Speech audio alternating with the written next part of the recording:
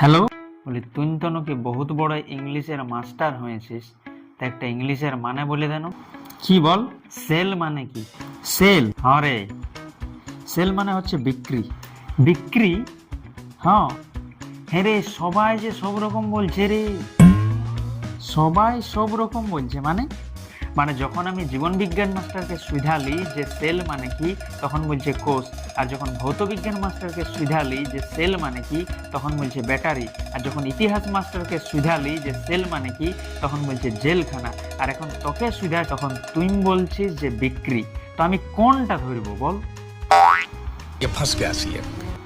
ও তো তোর হঠাৎ কি দরকার পড়লো রে সেলের মানে জানা?